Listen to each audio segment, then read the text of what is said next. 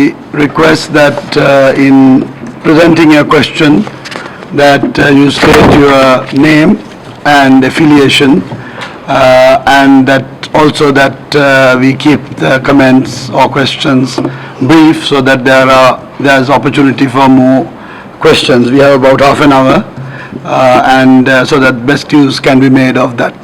Mr. Gentleman.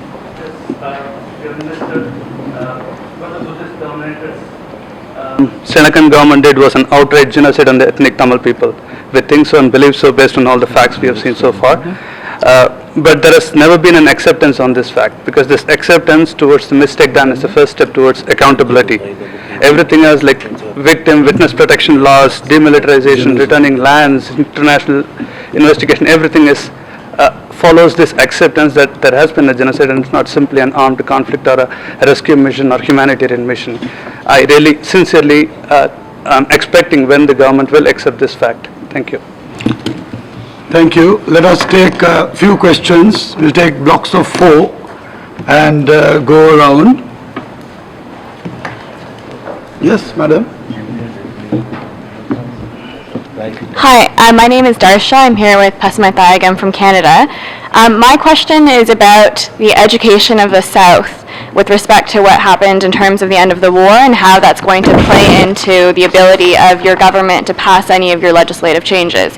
Giving you the benefit of the doubt and assuming that a lot of these legislative changes are being proposed, we just are concerned that without educating the Sinhala South about what actually happened at the end of the war and what this resolution really means, we're not going to see the sort of acceptance of the mechanisms when they're finally proposed. And I mean, this is coming from the fact that your government is using a sort of double speak, where to the international community, to the diaspora, to countries, you're using the language you just used about accountability and justice and reconciliation, but in the South and to the Sinhalese population domestically, there's a lot of language about protectionism and protecting war heroes and making sure that there's no international involvement. So my question is really what the government is doing to take those steps. Thank you. Thank you. Shall I take a question? iPad. Take 3 answers. Please. Thank you, Mr. Arya Singha. Thank you for giving us the opportunity. My name is Kirbaharan. I am from the Tamil Center for Human Rights, but I am here through RADO. Actually, I am not asking a question for obvious reasons. This is my comment, brief comment. In fact, this is not the first meeting I am attending which is organized by ministers from Sri Lanka. I have attended many in the past, and I have asked enough questions in the past. My question here is based on my past experience of ministers coming and telling here what they can do and what are they doing. My question is simply based, today you are in a government which is 10 months old, sorry about that. But what are the guarantees? How we can take you seriously when the president says something about the resolution which has been passed in this council, a different version, and Prime Minister says something else to the media, and your speeches are very good. I must appreciate you to the international community. But in practical, the ground realities are changing day by day within the last, I have come across, you are the 4th foreign minister I am coming across. I have seen ACS Hamid, Lakshan Kadramar, and also GL Piris as well. So my question is very simple. What are the guarantees, how we can take you all seriously about what you all are telling? I know the reports and all, we have read enough reports. I have written enough reports on the situation in Sri Lanka. Tomorrow, who is going to answer to what your speech and your guarantees today? This is my question, very simple. Thank you very much, Mr. Mangala Sevindra, also to the panel. Thank you very much. Thank you. Any others from far back there? Any hands? No? I'm just trying to geographically move around here and I can't see down the line. Anyway. Let's go to the far corner. Okay. I'm Dr. Paul Newman, coming from India. from Bangalore University. My question is, why is Sri Lanka so scared of an international investigations? And that is what the people or the victims want. So we need to accede to the demands of the victims rather than the government deciding what they should want. Thank you. Thank you. Let me give an opportunity for the Honorable Minister to respond to that round of questions, and then we'll move on. As for the first question regarding genocide, as far as I know, even the many reports which accuse Sri Lanka of serious human rights violations during the wartime, even the United Nations reports which have alleged such crimes do not allege genocide in Sri Lanka, and I really don't agree that there was genocide. But having said that, there were extremely serious cases of human rights violations. Some may amount to war crimes, we don't know, but that's one of the reasons why we want to set up the transitional justice mechanisms, again, not because we want to please the international community, not because of the pressure we may have had from the international community. We do it for our own people, because we feel that as a nation, we cannot move forward without coming to terms with our past. There are many, just as you have, there are many questions we have in our mind about many of the incidents which happened over the years. So I think the time has come for Sri Lanka to know the truth, and in the process of seeking the truth, we may also find that if there were allegations of genocide, we are willing to look into it. In fact, recently there was some reports of cluster bombs being used. I mean, that is a very, very serious allegation, if it's true. And that's one of the very reasons we want to put these mechanisms together. And in fact, going back to the last question, why are we scared of international investigations? We are not scared, but at the same time we feel that domestic mechanisms with international participation, with international support, can be achieved and is much easier than the process which you're suggesting, which is not practical. And that is why one of the reasons why in our manifesto of 2015, for the presidential election, we actually promised the people of Sri Lanka that we will investigate into the allegations of war crimes and human rights violations through a domestic mechanism. But again, let me underline, a domestic mechanism does not preclude foreign participation. As I frankly told you, there is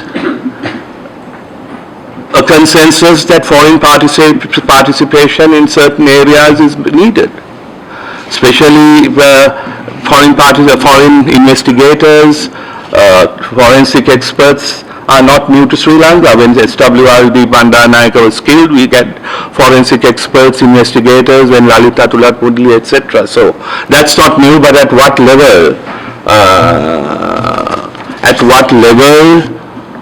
we have the participation is something which has to come through the consultations. And as I told you before, I can assure you that the codes which will be presented, which will be finally worked out, will have the credibility and the endorsement. For it to succeed, it must have that of the stakeholders, including the victim, and also about international investigations. As you know, even the ICC basically gives primacy to credible domestic investigations. They only can, in countries where the ICC is operational, they only they only interfere if the domestic process has faltered, whereas it hasn't so far in Sri Lanka. So give us a chance. We are doing it, and as I told last year, we have the political will to do so. And about various statements being made by various people. In a democracy, people may have different ideas, but our commitment to the Geneva Resolution remains unchanged.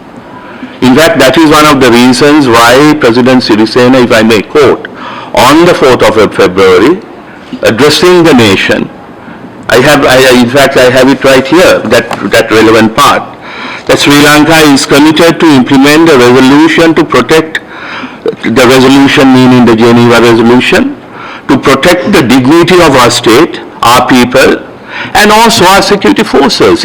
Because we admit, because of the actions of some members of the security forces, the good name of the security forces have been tarnished, and it is for their own benefit that these inquiries are done. So to say that we say, to talk about, Darsha talked about doublespeak, I think it's very unfair. In fact, what I say here is what I say in New York, what I say in London, and also what I say in Mathura, my electorate, which is 95% Sinhala Buddhist. But I give the same message to my people there. And you can verify it from many of the speeches I make, and even the speech I'm hoping to make when I get back next week. So to accuse of doublespeak is not fair. Education, yes, you talked about the education of the South. It's, of course, education of Sri Lanka is the main priority. We are trying to increase the percentage, the allocation, up to 6%. We have committed ourselves to allocate up to 6%. At the moment, when we took over, it was only less than 2% was allocated for education, but we are giving it priority over all other areas. Guarantees. And whatever else. I think that. They were asking about what guarantees you can give. That we have been appointing commissions and all that. I think you can say. No, the education, I don't know if did you talk about educating people on the mechanism? Yeah, just explaining mechanism, the resolution and the report. Yeah. Oh, I see. I'm sorry. I thought I couldn't hear. I thought you talked about education in general. But yes, that is one area I must admit. In fact, yesterday, when I spoke to the Amnesty International people also, I said that our communications have not been the best in the world. We have not communicated enough about what we have been doing, what we are doing, and what we will be doing. And that is why we have now basically got some communications people to start a campaign to educate the people, like what I did during the Sudunelim campaign in the 90s, so that Sri Lankans of all ethnic communities and all walks of life will get a chance to know what we are doing. So maybe we can move. Thank you.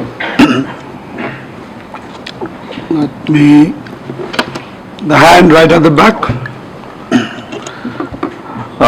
Prime Minister, you have noted recently that in your reply said that there were serious violations committed during the war.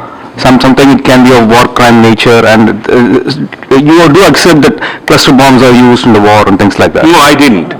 I never accepted any about cluster bombs being used in the war, but what I said was, if the allegation is true, it's a very serious matter. That is why we want to look into it, all these allegations. Yeah, in that sense, the present president was the defense in response during the end of the war. He was involved in the war that was called as, we understand that as genocidal in nature. So how come our president who involved in the war can give us a kind of a justice? Because you also mentioned that constitutions in 1972 and 78 don't involve all ethnic group in Sri Lanka, or it's not a very balanced constitution. It's supposed to be. So you yourself is admitting that the constitution is not inclusive and it's not democratic, and the war is also have a kind of serious crimes, and the present president is also involved in the war, which everyone knows about it. So it's a kind of contradicting thing that we could be able to see it from your government. So how can we expect a honest proceeding come out from Sri Lankan government? All I can tell you now is that judge us by our actions.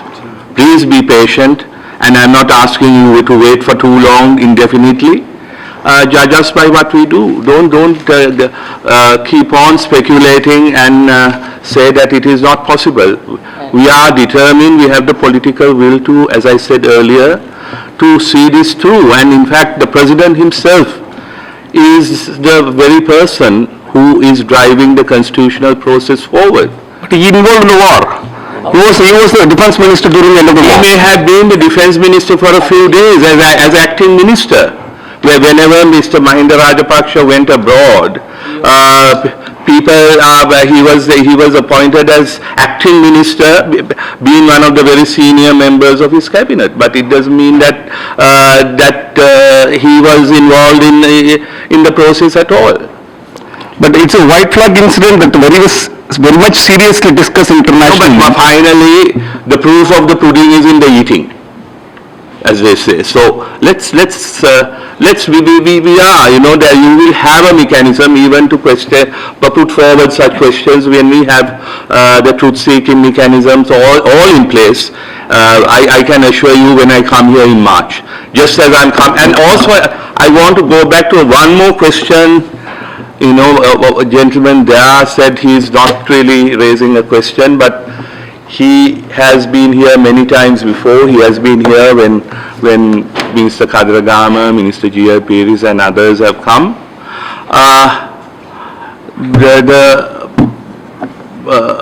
The difference is, they may have come and told you what they hope to do, but I have come here with a list of things we have done. And I'm going to give it to you when you leave. Please read it. I have come here not empty-handed. I'm not here merely to talk about good times ahead and some rosy words. I have come here having proven that Sri Lanka is committed to the process. But more to do, certainly. More challenges. Let's take a few more questions. Sir, at the bottom, could you please identify yourself?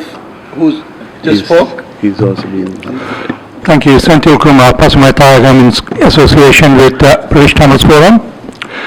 Thank you for giving me the opportunity to ask a question. First, may I please wish you good luck with this enormous task you have taken on board.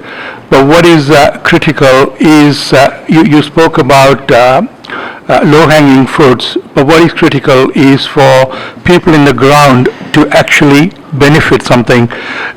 You've started a massive change management program, and one of the things I would have thought is, we've gone from denial to acceptance, and I thought it will be great if you can consider showing the documentary, Channel 4 documentary, which was Killing Fields of Sri Lanka and the no-fly zone, and then have a discussion after that. That way the people in Sri Lanka will know the truth, accept, and try to see how they can move forward. But from ground level, are you able to do anything now to firstly stop the current continued violations, whether it may be sexual violations, and also can you do anything on the 35 IDP camps, and also anything on the war trauma treatment for the kids who have undergone the war in 2009? Thank you. IDP camps. One gentleman here, then you, and then...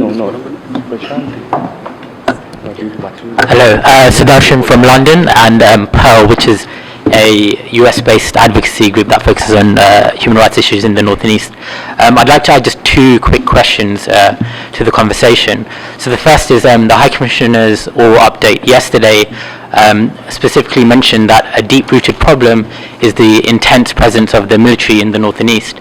Now, we have seen the government being open to saying that they're open for consultation on international judges, but on the issue of reducing the troops numbers in the north and east, we've never had an open and clear commitment, and we've also had mixed messages from when you look at the statements from the President and the Prime Minister at home. with Sri Lanka together. So I'd just be interested also to hear what role you anticipate for the Human Rights Council post-March and continuing that role until all the elements of the resolution are complied with. Thanks. Thank you. I don't know. Can I finish, because otherwise we have another round. Yeah, okay. We don't do it all the time, so we can spend a little more if you want.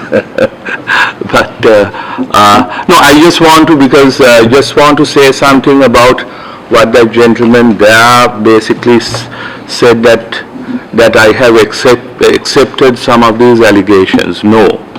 What we have done is our government has neither accepted nor rejected, but unlike before, we do not shoot the messenger. We feel that many of these allegations made are serious enough to warrant proper, credible and independent investigations, and then they can decide whether these allegations are true or not after a judicial process. There were of course several questions related to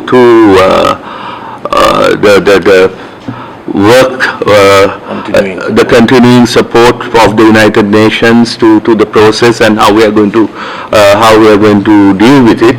So I will pass, because in fact, as a man who is steering the process, I will allow him to answer all those questions.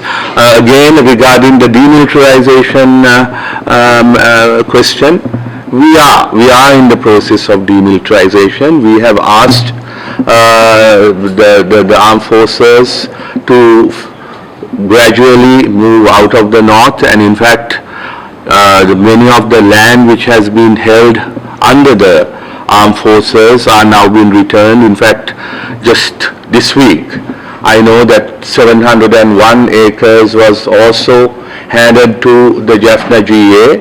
There was 201 acres which was handed formally, but another 700 was handed to the GA, and I believe nearly 4,000 acres are now being given back to the original owners, but we want to expedite the process. To be frank, we too are not happy with the speed at which the land is being given back. So the government has asked the army, and they will give us a timeline where all the land which is under their control, private property, to be released by 2018. But as the Defense Secretary recently said, there may be a certain amount of property which may be needed for strategic purposes, including the land around the Palale airport, where the Indian government has offered to build a regional airport. But wherever land is being kept for strategic or development purposes, the compensation will be paid in full. And of course, as part of the demilitarization process, we have, as you know, as we came in, we had civilian governors. Many of the businesses which were done by the army have been handed back, but there's still some more which they have to do. So the process is ongoing, and I hopefully by the end of next year, things should be fully back to normal. So perhaps Mano. Mr. Thal. Very briefly, as the Minister outlined at the start and in some of the questions, what we are committed to and what we are doing now with the assistance of the consultative groups as well as the technical committees is to set up the mechanisms that have been outlined in the resolution and also in the policy of the government. So basically, the OMP has the draft law has been tabled in Parliament. The certificate of absence amendments have been tabled in Parliament. After the consultation process, we intend to go through with the Truth Commission, and then there will be a reparations unit that will be set up. Then there will be also a prosecutorial forensic investigative unit that will be set up. And then, of course, we have finally the accountability mechanisms that will be set up. So that's the policy agenda of the government, and we are pushing that with great vigor, but taking into consideration the need for wide consultations too, because this is important. And as the Minister said, parallelly we will launch a very decentralized information campaign, a two-way dialogue campaign where people will be informed and their ideas will also be taken before these things are set up. Now, whilst all of those things are going on, the hard work of actually setting these organizations up has just commenced, and once registration is passed, we will require significant international experts and advisors and assistance in actually setting these organizations, because as you know, passing the law is only one part of it. Having an effective organization that runs the law to the fullest extent that it is desired is another challenge altogether. So we are concentrating on that as well. And in all these activities, right, yes, we will be asking for, requiring UN and other international assistance, not merely in terms of support for funding, but more in terms of expertise. So that the short answer is yes, and there is a lot more work to be done even past the March deadline once the legislation is being set up, because as so many people said, the credibility of this whole exercise will depend on how independently and credibly these organizations actually work. And we are committed to getting the best practices from all over the world and merging with our talent in Sri Lanka, educating and capacity building most of our institutions and the new institutions as well, because ultimately these have to be Sri Lankan owned, but they will be set up with the expertise from overseas, and that's where I think personally the assistance from the overseas community will be required to come in and help us to set this up in a credible, independent way. In addition to all of that, I would also like to mention that there's another massive program on the reconciliation and the non-recurrence that is also being looked at, and there a lot of assistance will be further required in actually doing that, and I think education and various other things will come from there. Thank you. Just one more thing before you go to the next round. Regarding the PTA, in fact, as I mentioned in my presentation, there's a committee appointed. In fact, Mr. Suren Fernando is a member of the committee, which basically is working out details of a new counterterrorism legislation in keeping with international human rights and counterterrorism obligations. And it's almost at the final stage. In fact, I believe it in the next 2 weeks, the first draft can be brought to cabinet. Am I right? Yeah, the policy paper. The white paper can be made public. Thank you. Let's go to our last round, and let me start with Gajan. Thank you. Gajan Ponnambalam, a former member of the Sri Lankan Parliament. Honorable Minister, the question is to Mr. Samaravira. I think you encouragingly kept repeating that whatever transitional justice mechanism that is set up must essentially have credibility. Now, with regards to such a mechanism having credibility, the UN High Commissioner for Human Rights came out with a fairly damning report with regards to our judicial system in Sri Lanka. And I think the specific sort of terms he used in describing it, and not being able to recommend a purely domestic mechanism in his report, was that because of the 30-year ethnic conflict, that the judicial system had become so corrupted that it no longer can be seen as being unbiased. And it was in that context that he suggested a hybrid system. Now, in that hybrid system, the resolution, of course, whilst it gave control to the Sri Lankan government, called upon very specifically for foreign involvement, particularly the Commonwealth judges, lawyers, investigators being involved. Now, it is encouraging that Minister Samaravira repeatedly, and I think it's not, I don't think anyone here made the allegation that you have not been consistent or there has been double speak on your part. You know, whilst you have made these commitments fairly openly in international fora and locally also, people who have contradicted you are not people of the nature of Ambassador Arya Singha, who works under you in your ministry, or Mr. Tittawala, or for that matter, Minister Rajapaksa. People who have contradicted you and said that there cannot be foreign involvement are people of the caliber of the President of the country and the Prime Minister. And they have also come on record saying that there cannot be any foreign involvement, particularly with regards to judges.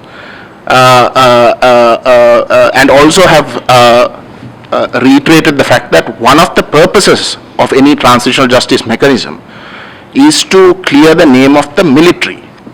Now, this is coming from the highest of the highest. Now, from a victim's point of view, Mr. Tittawala mentioned about non-recurrence. From a victim's point of view, one of the key factors to ensure non-recurrence is that you have a transitional justice mechanism that is so above board that whoever who may think in terms of committing similar crimes will not dare do so. And the victims must feel confident enough in the process to fully take part, that they don't take part with the risk of having a similar situation that we had in the last 10 years or even worse. So in that backdrop, I ask whether the Honorable Minister can clarify, because the people who have contradicted you are not people who are below you or on par with you. They are people who are above you when it comes to protocol and importance. Thank you. All right. The gentleman down there. Thank you. My name is Matt Pollard from the International Commission of Jurists, and I'd like to thank the Minister and the delegation for this constructive and open approach you've taken to this meeting. We certainly acknowledge the sheer scale of the task that lies before the government of Sri Lanka to implement the resolution. And I also would like to pick up on what the previous speaker was talking about in terms of involvement of international judges. I don't know that I expect you to give an answer that clarifies the rather confusing various statements of others in the government at this point. I just wanted to provide our suggestion, which is based on our own work, which includes a report we published in 2012, a comprehensive examination of the justice system in Sri Lanka and its history and capacity with addressing impunity for human rights violations in Sri Lanka. And we concluded that not only the conflict, but decades of excessive immunities, of presidential authority, of emergency rule, had simply removed the capacity of the domestic judiciary to serve this function. The reason I think this is important is because, as you mentioned, there's a very laudable consensus within Sri Lanka that where the domestic forensic expertise is lacking, you bring in international forensic experts to replace the skills and experience that's missing. For us, Mr. Minister, it's exactly the same. It's exactly the same with the judges. With all due respect to the Sri Lankan judiciary, it lacks the experience and the skills to do the job on its own, and that's precisely why, Mr. Minister, it's so crucial that international judges have an active role to play in the mechanism. I encourage you to think about this analogy and share it as well with others in the government, because I think it illuminates very clearly why that is such an important element. Thank you very much. Thank you. 2 questions left. 1 question from here. Yes, please. Both can be answered in one. I am Ravi from British Channel Forum. This is a very simple and straightforward question. In our account, there are more than 18,000 either surrendered or detained during the last phase of the war. And it has been, former Defense Secretary agreed in an interview to Island last year that it is 17,000 they captured. All what we want to know is, for those victims' families who are they you arrested and released? We want a comprehensive list of names of those who are arrested, those who are released, and whoever is now under custody. The second point I want to make is, Minister just stated that there are only 4,000 acres of land being released. In our account, we have made a press release obtained from the credible sources. In fact, it's from the government sources, Sri Lankan government sources, saying more than 69,900 acres of land being taken, occupied by the security forces until Rajapaksa left. And once you took over, the data we updated on 1st of March is only 2,500 acres have been released, maybe now 4,000. It's in our account, it's only 3.5 or not even 5% of the land has been released so far in the north. It doesn't matter whether it is private owned or crown land. It is currently being occupied by the security forces. So these are the questions I was expecting answer from Mangala. Okay, thank you. Any final question? No? All right, then, the Honorable Minister. As for, if I may start with the last question, certainly want justice, and they want it from a credible, they want to be assured that it will be given to them through a credible mechanism which is acceptable to all. So, in that context, certainly, the Prime Minister, again, I'm trying to beat about the bush, the President and the Prime Minister both have expressed their views on the question of foreign judges. But at the same time, unlike before, in the kind of government we have, that is not a kind of a final presidential decree. That is why, while saying that, the President and the Prime Minister themselves have allowed the consultation process to go along. And while it is being, while that process is continuing, we are also looking at and studying many options available. In fact, between these two positions, one says no foreign judges, and the other says yes, we must have in order to have some credibility. But between these two extremes, there are many options, not many actually, 2 or 3 options, which we feel will still give it the credibility and may be a position which both sides would be able to accept. So we will discuss it. But I don't really want to comment any more than that for the moment for obvious reasons. Because we really do realize the importance and the need for this.